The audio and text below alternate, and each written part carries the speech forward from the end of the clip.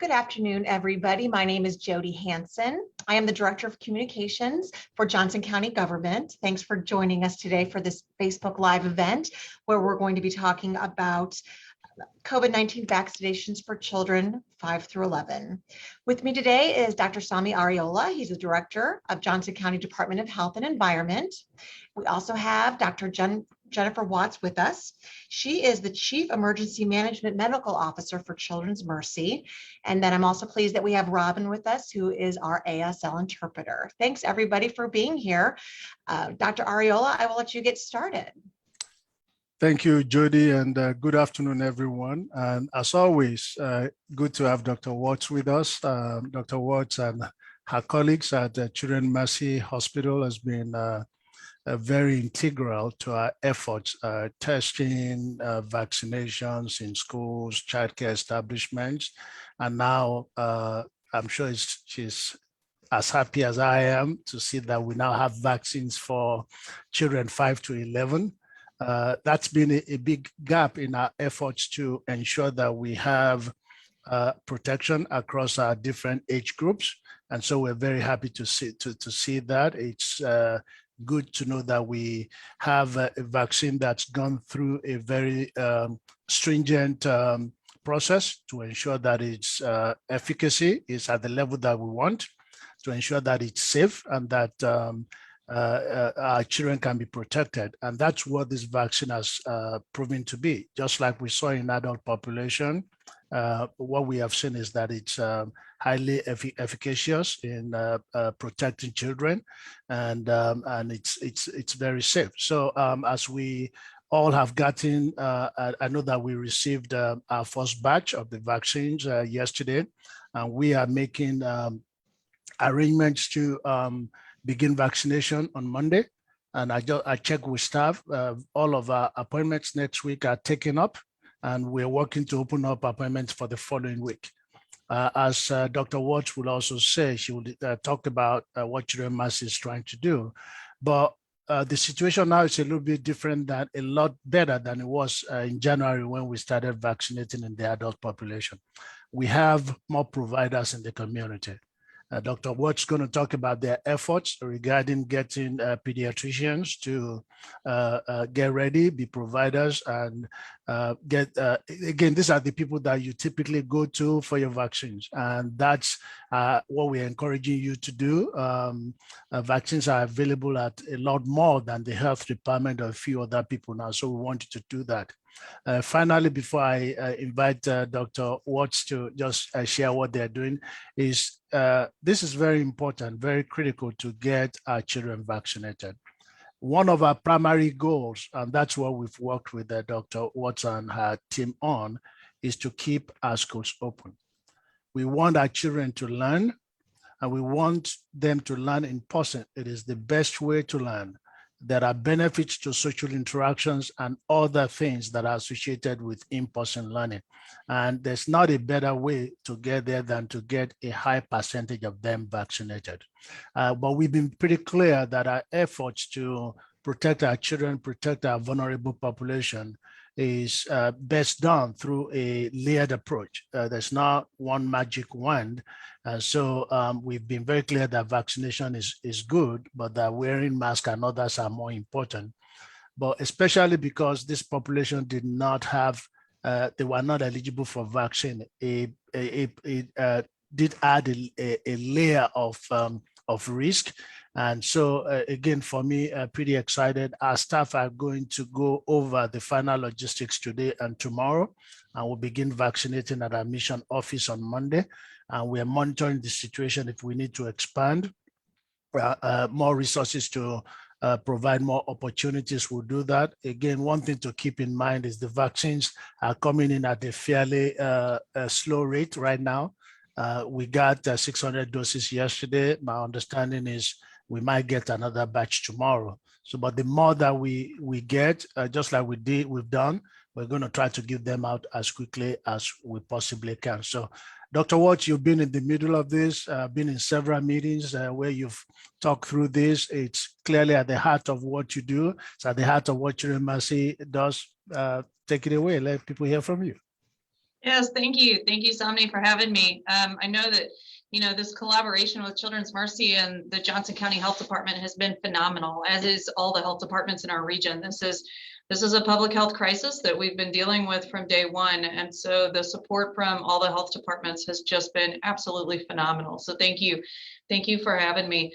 I will say, when we get the word of the approval, it's a celebration for us because we've been waiting for this for so long. We've wanted this to go through the appropriate channels. We've wanted this to go through all the necessary pieces that it took to make sure that this is a safe and effective vaccine. If this would have rolled out, months ago, we'd still be happy. I'm not going to lie, we'd still be happy. But the fact that it's gone through this process and it has taken this time to get there has made us ecstatic that we know and we are putting forward a product that is safe and effective for our children. That's at the heart of everything that we do at Children's Mercy, and this vaccine is no different. When 12 to 17 became eligible for vaccine, we were happy then, and we are happy again with 5 to 11. And when we hit the under 5 group, then it's going to be another time that we are very happy. We are fortunate in the sense that in the adult world, they only get 1 celebration and we get 3. So we are lucky in that sense, because these are definitely big days for us. We have done a lot of work in trying to prepare our hospital as well as some of the community in order to provide vaccine to as many people as would like it.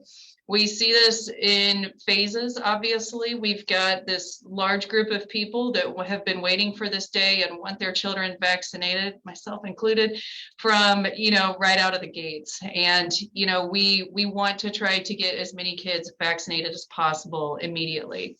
We also know that there's a large group of individuals that want to take time to look at the data, to look at the information and make the best decision for their own family. And it may take them a little bit longer than some people to make that decision. But we hope that by providing some of the factual information to everybody that, we can help that group come to the best decision for their family.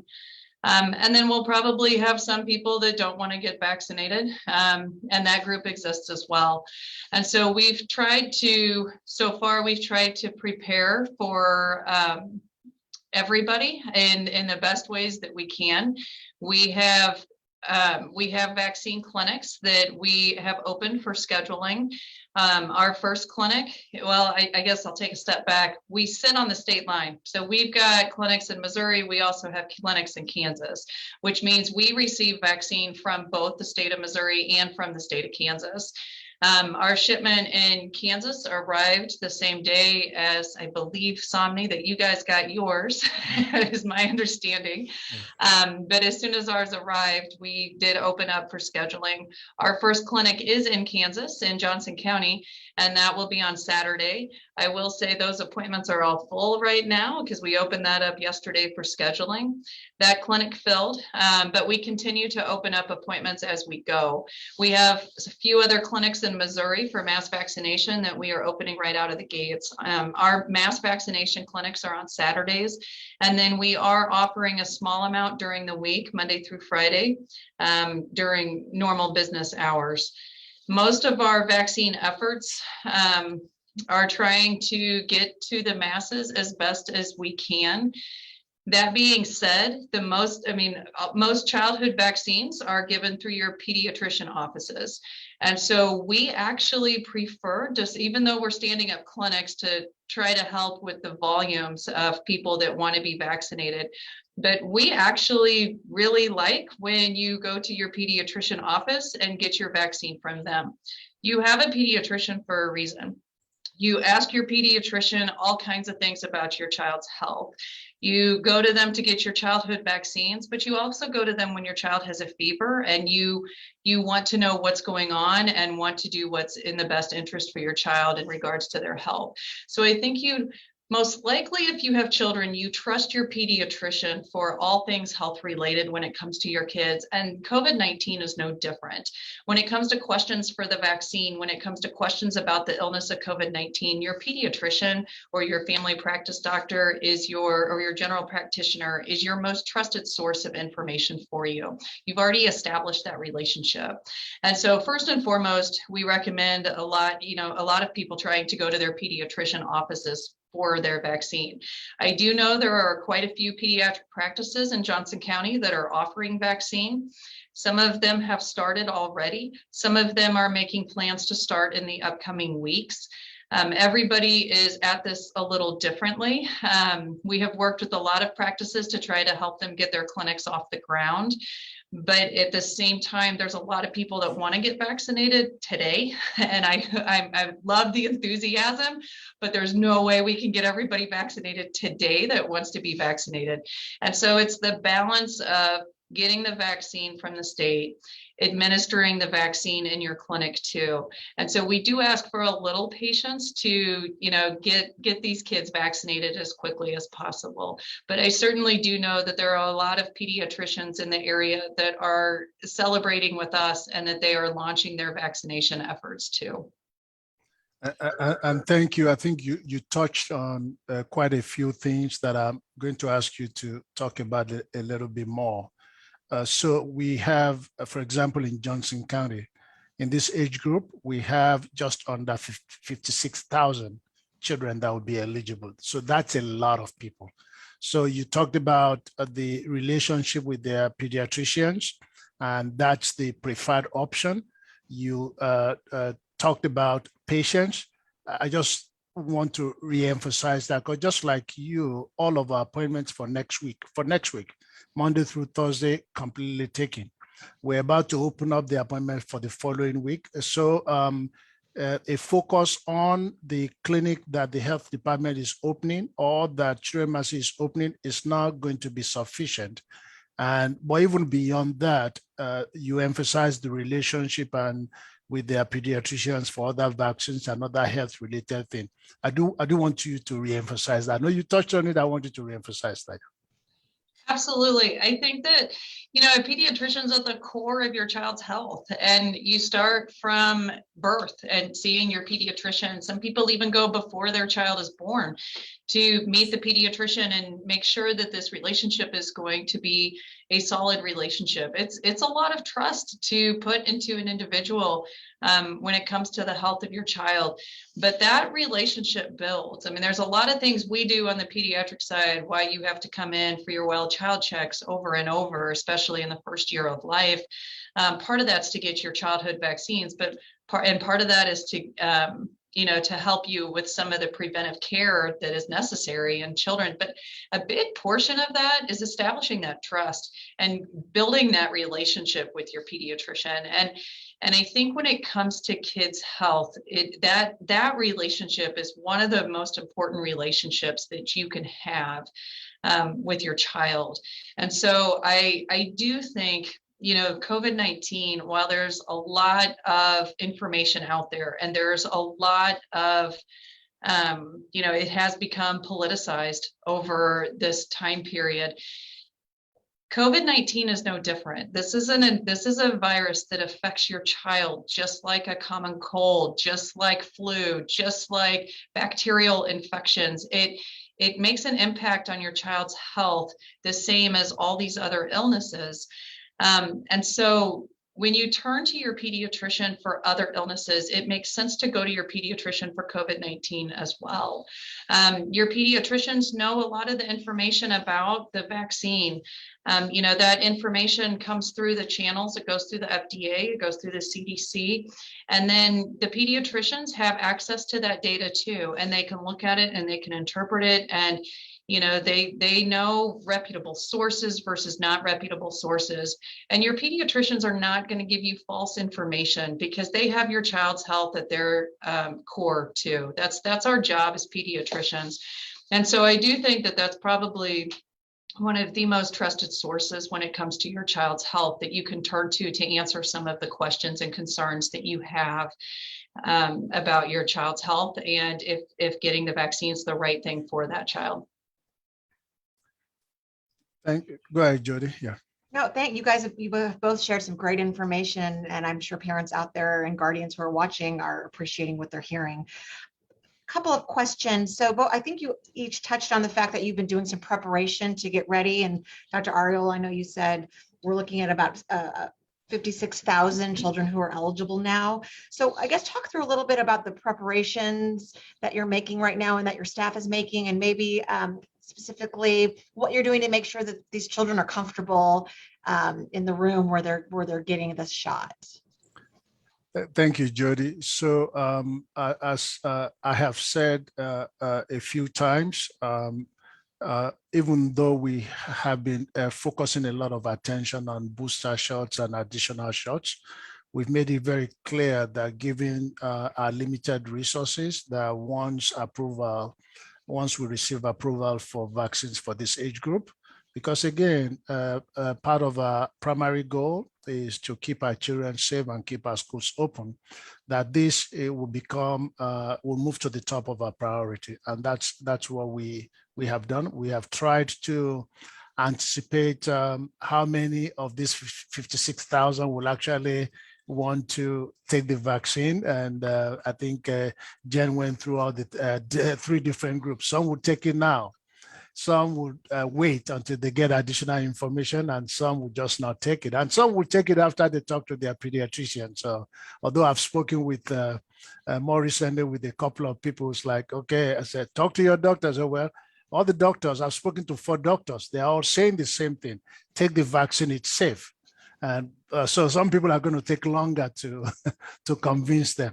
But because right now we not only have 3 approved vaccines, J&J, Moderna, and Pfizer. Now we have booster shots and additional shots, and then some of those come in different doses. And the children vaccine is 10 micrograms of active ingredients, which is a third of what the adults are getting. So it is important to do it in a way that does not allow for mistakes. It's also important to know that children react in different ways, and Dr. Watts can talk through some of that. When we started vaccinating in 12 to 15-year-olds, the reactions that we got were a lot different from the adults.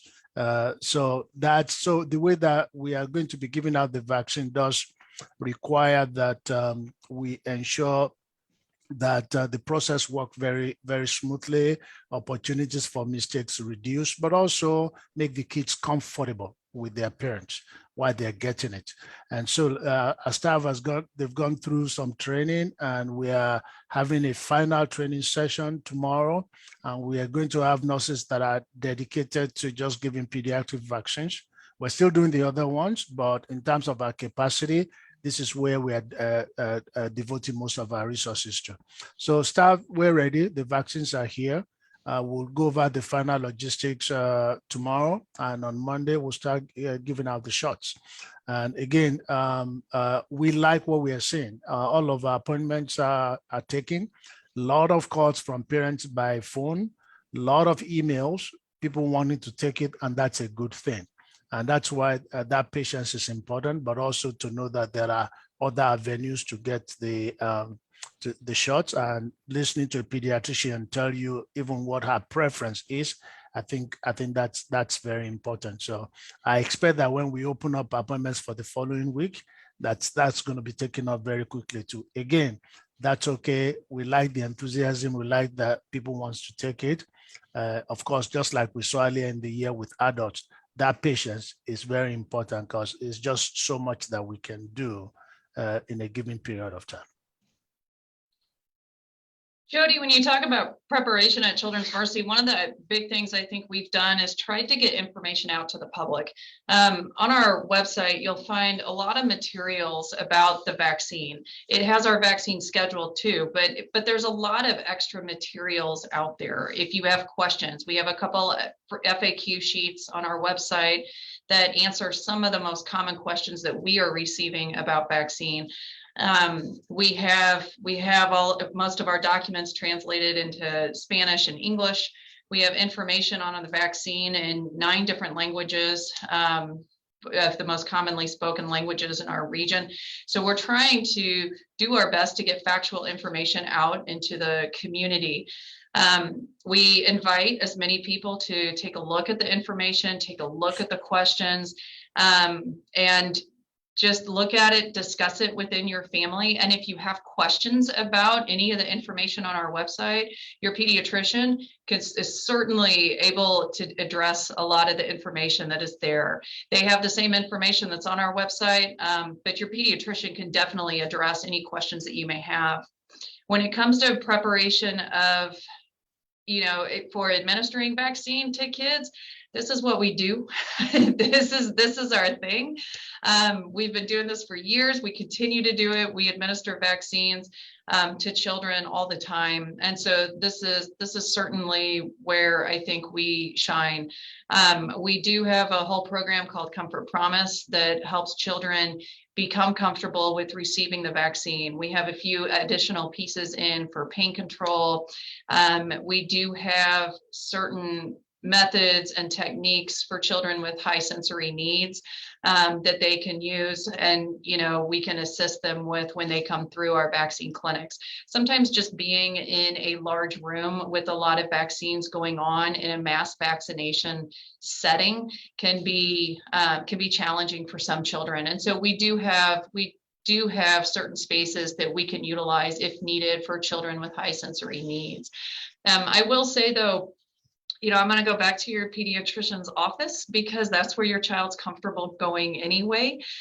So that's definitely always something to keep in mind. If your child's comfortable there, that would definitely be a priority.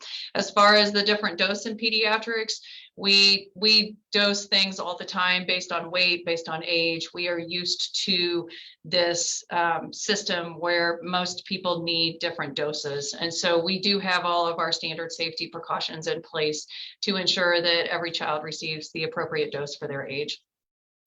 Well, go ahead, I'm sorry. I was going to say that thank you for that information. And I know that Dr. Watts had sent out all this information about their website also to a larger group yesterday. But you can also go to our website, jocogov.org/coronavirus COVID-19/vaccine and get -vaccine and get also a lot of information. I don't know, Jody, we have also prepared FAQs also there. I don't know if that's posted yet. So lots of information, but I guess the key message here is comfort of your kids, questions that you have, going to their pediatrician offices where they're very comfortable is also, again, underscored here. And I just happened to see a question on Facebook that fits in exactly to what Dr. Watts was just talking about. So I was going to try to sneak that in really quick. So somebody was asking about the dose for children. Is it based on age? Is it based on weight? I didn't know if you could clarify that a little bit. And also questions about if this has been approved by the FDA. I can start. So testing of products, vaccines, or others is it's not something that just started with COVID. It's something that we have been doing. And yes, so the dose is very important. And yes, body weight consideration is important, but children, their organ system is still growing. All of those are taken into consideration in determining weight. So for a long time, it's kind of been assumed in testing for this product that 12 and older will be tested with certain assumptions, and children younger than that with certain assumptions. So what's important in testing or the use of any product is to make sure that they are effective, and we use them at the dose where we minimize the undesirable effect and maximize the desirable effect. So if it's effective at 10 micrograms per deciliter, That's what micrograms of active ingredient. I'm sorry. That's what we want to use. And so that's been tested. This was tested in a few thousand children, found to be highly effective, over 90% effective, and with risk that are that the benefits far outweigh. So the dose at which this is approved is effective, it works, and risk of adverse consequences are pretty low. So again, that's, I don't know if Dr. Watts has something to add to that. Yeah. I don't have anything else to add. It's all age-based. What are you anticipating and what are you hearing as far as levels of hesitancy for this among parents of children in this new age group, 5 to 11, who just become eligible, and then also maybe getting a little bit older, the 12 to the 18-year-old? What has that level of hesitancy been like? I think there certainly is a level of hesitancy. How great it is, I think, will be determined, right? I mean, a vaccine's only as good as the people that take it. So I think we will see what level of hesitancy there is, after we can get this first round of vaccines into people's arms. Definitely a lot of questions, though, rightfully so. You always want the best for your child. And so a lot of people asking really good questions, and I'm glad to see the questions, and I'm glad that people are asking the appropriate questions.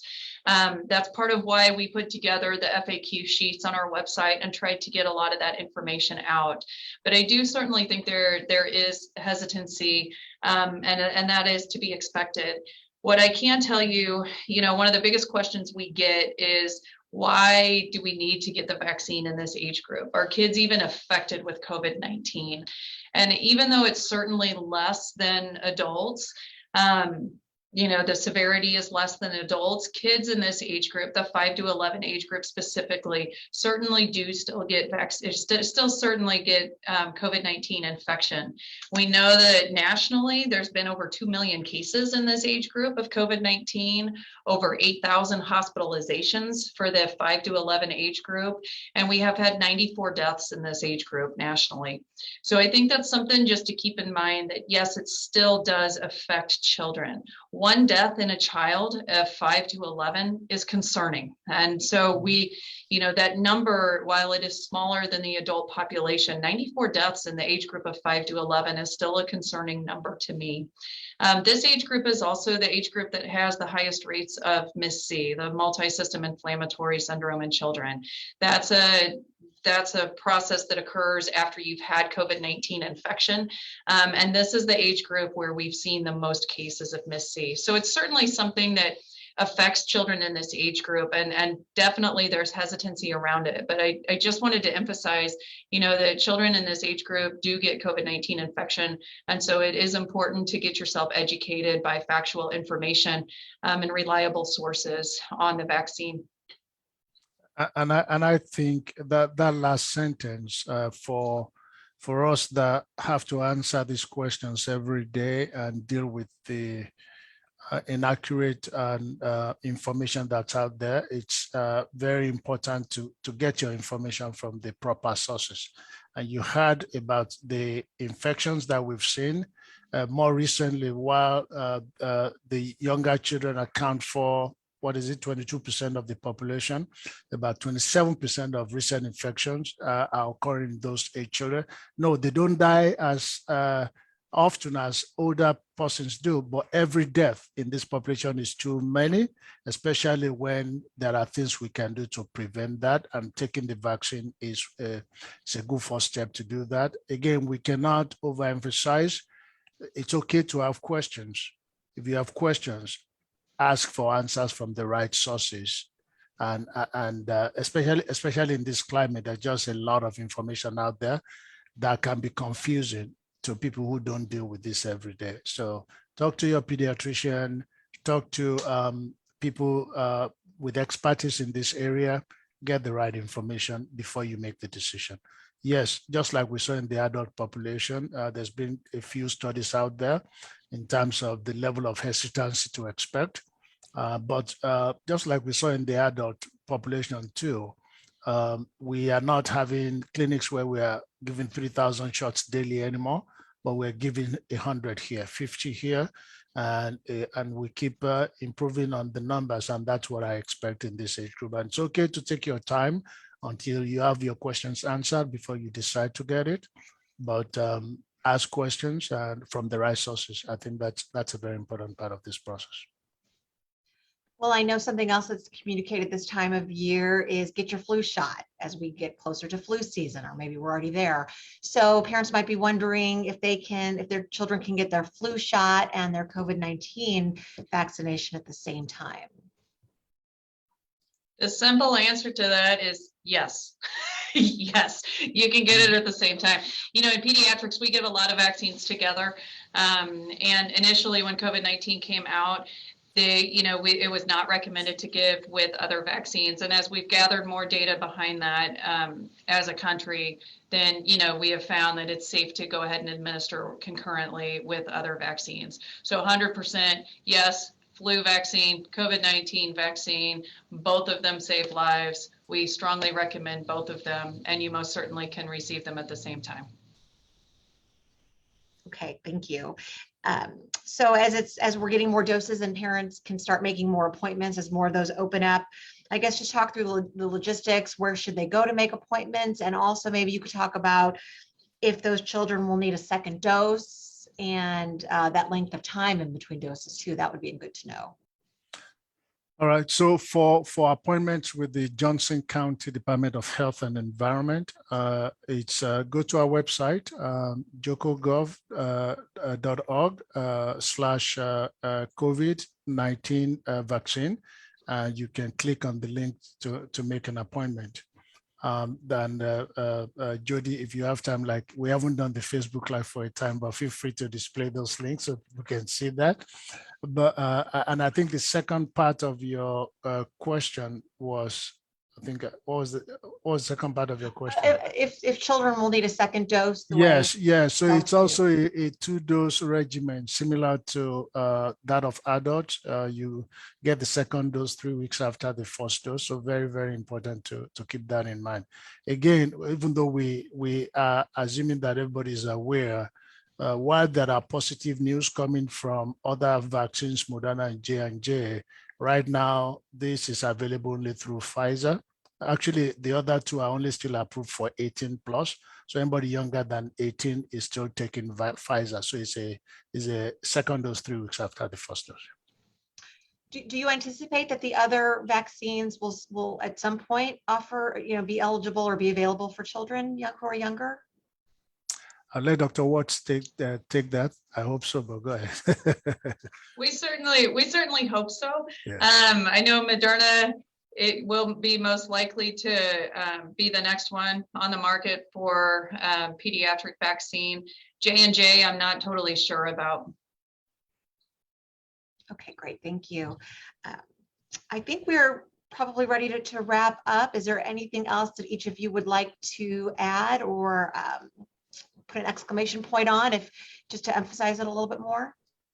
Dr. Watts, you go first. I was gonna say, I think the summary points are it's safe and effective. Yes, we should do it. If you have questions, talk to your pediatrician. Access our website if you need anything, if you have any questions, any concerns, get some good trusted information, talk to your pediatrician about it. As far as scheduling, my last request is be patient. This is a world where a lot of pediatricians are just now kind of coming into, and so be patient with your pediatric practices. We will get everybody vaccinated. It will take a little bit of time, but we will get everybody vaccinated. Check back frequently with the offices and with our patient portal and with our phone number, and hopefully everybody will get vaccinated. And all those just underscoring the fact that you need, please be patient with us. We are opening up appointments, but there are many people that want it. The demand is high. Our appointments are being taken up very quickly. We're working to look at opportunities to even add more appointments. And as we open those up, we'll let you know. If you have questions, you can also reach out to us. We'll answer your questions. Reach out to reputable sources that you can trust their information before you make your decisions. It's okay to have questions. It's okay really to be hesitant as long as one is seeking knowledge and seeking information from the appropriate sources. And finally, Dr. Watts and your team, we are very appreciative of what you have been doing in the community. People just see you out there once in a while. They're not aware of the things that go on behind the scenes. Very happy that you and Children Mercy are what you are doing in the community, helping to protect our children. This is a very big deal to have vaccines available to our 5 to 11-year-olds, in addition to the 12 to 15 that we already have. It's a big deal. We can have a lot of our children vaccinated. Of course, the vaccine is only good if we can get into the arms of people, but this is very important in ensuring that in-person learning, our school environments are safer, even looking into the future. So thank you. Thank you for joining us. Yes, I just wanted to thank both of you, Dr. Areola, Dr. Watts. Thanks so much for sharing this information today. Robin, thanks for being here as our ASL interpreter. Thanks to those who are watching, and have a great rest of your day. Thanks so much.